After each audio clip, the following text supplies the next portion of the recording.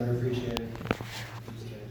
Glad everybody left on Rob's line. I was a little scared to call my name. Like, oh great, that's the end of the show. So there's a professor at Harvard, she's a professor of psychology. She did a study that there's ways you can manipulate your body to decrease the stress hormone, which is cortisol, and increase the hormone that's been associated with confidence, which is testosterone.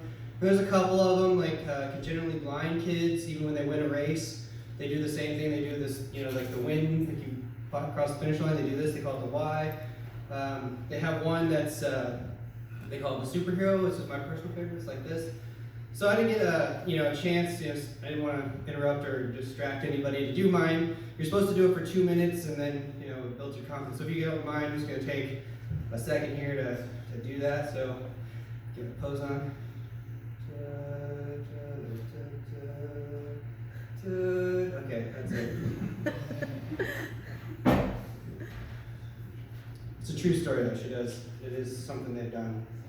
So I was talking with a friend of mine and we were having a conversation about rapper names, and we thought it was kind of weird. They tend to stay on a particular end of the spectrum as far as hot and cold. They tend to stay with cold. So I was asking him, well, what do you mean by that? And he said, well, there's Ice-T, there's Ice Cube, there's LL Cool J. Like, wouldn't it be weird if there was a rapper named Hot Flash?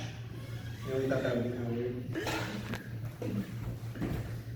Bodies are kind of weird. Like, the human body, whoever orchestrated that, I think he was a comedian, he or she. It's weird. Things come on the top, in the top. They go out wherever they go out. They get some exercise, and you start leaking. I leaked just coming up on stage here. That's the kind of condition I'm in. So I'm the oldest of four, and my parents took us on vacation every year. And one time we went to Texas, and I was the oldest, so we'd scope out. Me and my brother would scope out the hotel usually pretty quick. We'd find the pool, the hot tub. No cocaine, sorry, buddy. But we'd find the hot tub, and we'd hurry up, get our swim trunks on, and go down there. So when we went to Texas, I got down there first, and 4 beautiful women in bikinis come in, and they were nice enough to talk to me, like, how are you? And I was like, I'm doing pretty good, how about you? And they're like, what's your name? My name's Lucius Jackson. Are you from Britain? No, I'm from Iowa. I studied in Britain and picked up the accent. For some reason they bought this. We talked a little bit, they got up, went to the pool. My brother comes down and be like, hey Matt, like real loud, and I'm like, shh, my name's Lucius. Why do they think your name's Lucius? I don't know why I told him my name was Lucius, or why I talked in a British accent. Me and my wife, we're pretty different.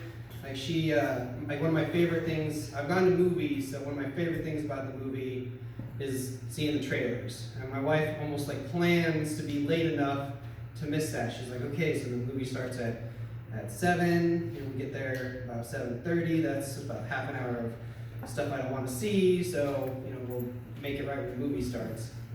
And we don't have, we watch streaming services, so that's the only way we know if there's anything coming out that we want to see, or our kids want to see for that matter.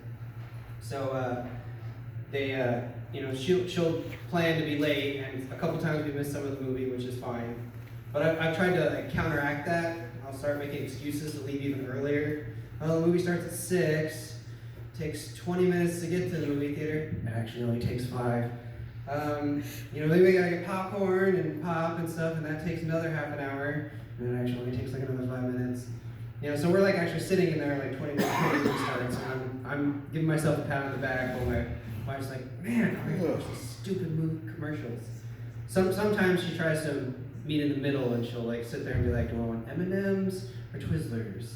M&M's, Twizzlers. Just pick one. Take them both. I don't care. Let's go. I took our whole family to WWE. Raw was in town this week, and there was this guy sitting next to on the other side of my wife, and he kept invading her personal space. And we have a 10-year-old daughter, and it's really upsetting. She's crying.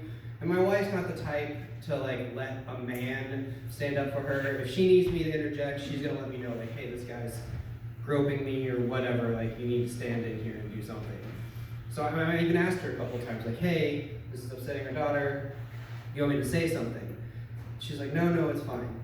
So I'm not a violent guy anyway, so I don't really know what I would have done. He put his arm around her. Like, she was sitting, we all sat down after an entrance, and he put his arm around her. And I was like, okay, creative nonviolence. So I reached my hand, my daughter's in between us, around my daughter, and on his, like, right on top of his hands, and I stroked it just like this. And then he leans over and looks at me because he realizes it's not her, and I gave him one of these. So I winked at him. He moved a chair away from her immediately after that. Thanks, guys. That's my time.